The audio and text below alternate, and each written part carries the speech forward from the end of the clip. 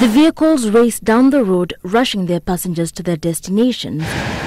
A section of motorists using the route are oblivious to the fact that this road that goes past the Salgaa trading centre and joins with Sachangwan is ranked among the most dangerous stretches of road in the country. But this fact is never too far from Brian Mushiri's mind. In 2015, he survived an accident which claimed the lives of 3 others. The 5 friends were driving up the hill from Nakuru town when they collided head-on with a trailer from the opposite direction.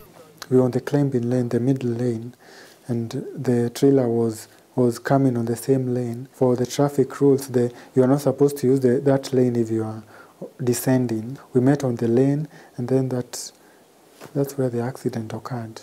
The accident left the now 23-year-old Brian in a wheelchair, healing from his injuries with a supportive family. I lost all functions from my armpits down, so I have to manage with very limited movement in my hands and 0 movement on my legs.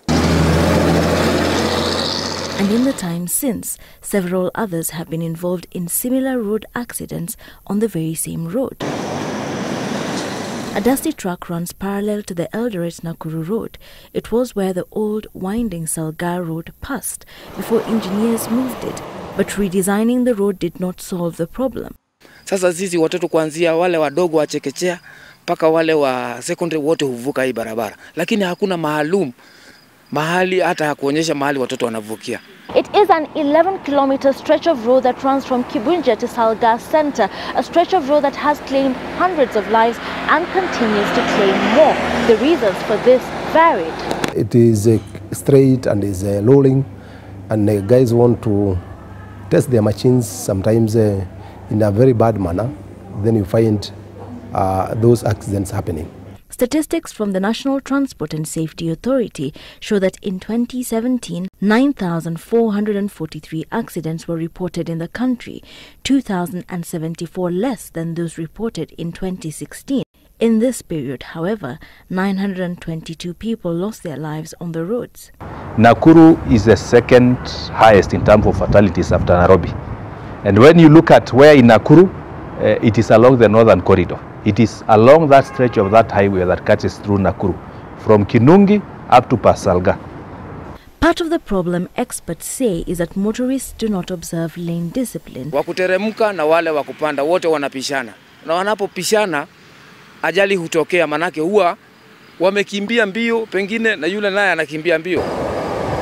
And for those hoping to save on fuel, the downhill stretch offers tempting opportunities. And we see that one very often, especially with the heavy commercial vehicles, who then want to save on fuel. And sometimes they set the vehicle free. You know, they allow the vehicle to not go with their gear. But if for some reason the vehicle now overspeeds, it becomes very difficult for the driver to actually control it.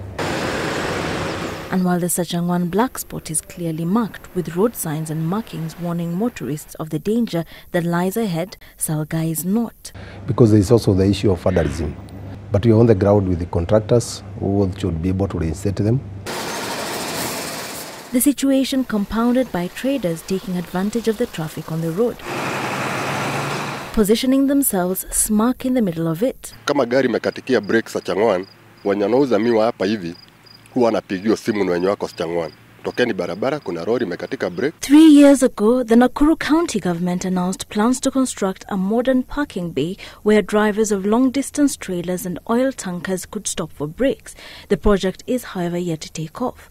A 500 million shilling trauma facility under construction at the Nakuru Provincial General Hospital meant to assist accident victims has also stalled, despite the fact that millions of shillings have already been pumped into it. The Kenya National Highway Authority now planning to divide the road in 2. Our main aim, and that is what can solve that problem, is to ensure at least we have 2 clear or 3 clear lanes for each and every carriageway. That way then it is easy for them to actually maneuver without necessarily having to cross over to the oncoming lane. So as of now, we have tendered out the project. It is good news for Brian. Since the accident, he has started a blog sharing his experiences with others, trying to effect change. And I like to write funny stories, inspirational stories.